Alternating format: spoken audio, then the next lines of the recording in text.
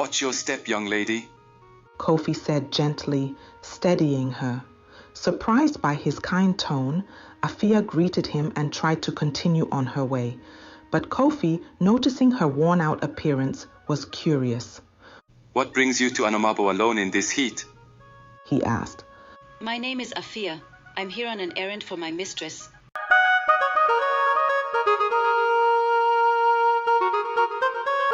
In the village of Anoma, there lived a generous farmer named Kwame. Known for his large heart and bountiful harvests, Kwame married Adua, the beautiful daughter of Nana Efua, the village's revered healer. Their wedding was the talk of the town, celebrated with much joy and numerous gifts. Among these gifts was a young orphan named Efia, given to Adua with the blessing to treat her with love and care. Initially, Adua was kind to Efia, treating her more like a daughter than a servant. Efia, grateful for Adua's kindness, worked diligently and with a cheerful heart. They lived harmoniously in Kwame's spacious farmhouse. However, as time went on, Adua's demeanor began to change.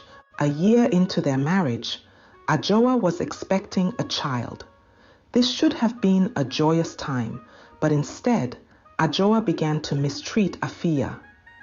Efia, fetch water from the river, she ordered, knowing the sun was at its peak.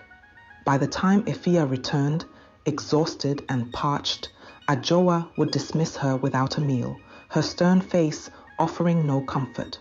Tragically, when Adua gave birth, she lost the baby. Devastated, she irrationally blamed Efia for her misfortune, accusing her of being a bad omen. Efia was heartbroken, but had no choice but to endure the harsh treatment. Even after Adua later had 2 healthy daughters and a son, she continued to mistreat Efia, blaming her for the loss of her first child. Efia's days were filled with hard labor and harsh words, yet she remained kind-hearted and hopeful for a better future. One fateful day, Adua sent Efia on an errand to the nearby town of Anomabo to deliver herbs to a friend.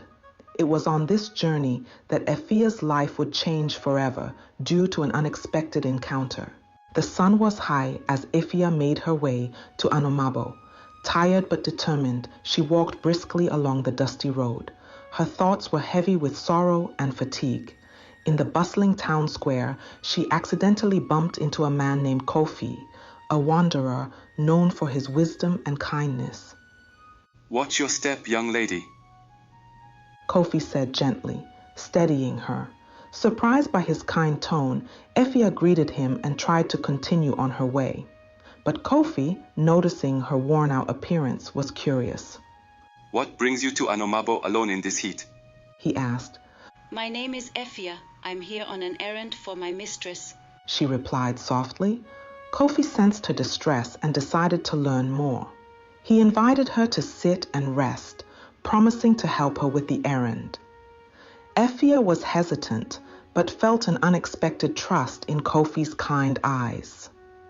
After completing the errand, Kofi offered to walk Efia back to her village. During the journey, Efia shared her story. Kofi, moved by her resilience and kindness despite her hardships, promised to help her find a better life. Upon reaching Anoma, Kofi stayed at Kwame's farmhouse. He presented himself as a wandering scholar seeking shelter. During his stay, he observed the unfair treatment Efia received from Adua. Disturbed by this, he devised a plan to help her. Before leaving, Kofi revealed his true identity to Kwame and Adua.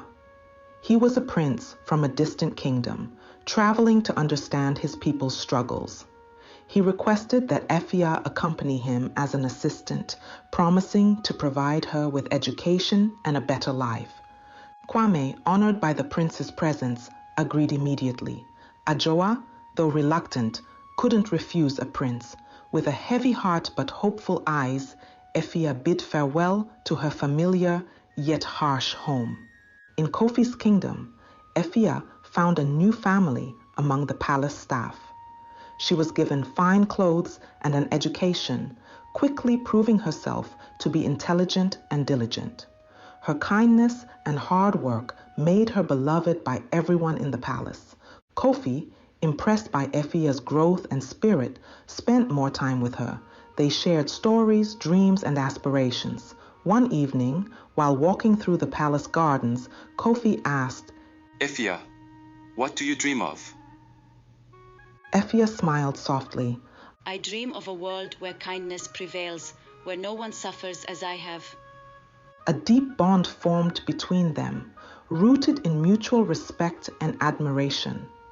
Kofi, realizing he had fallen in love with her, proposed under the starlit sky. Efia, overwhelmed with emotion, accepted. Their love was a testament to the power of kindness and perseverance. Back in Anoma, Adua heard of Efia's rise to prominence and was consumed with jealousy. She couldn't believe that the girl she had mistreated was now favored by a prince. Driven by spite, she plotted to ruin Efia's happiness. Adua spread malicious rumors about Efia, but they were dismissed by those who knew her true character.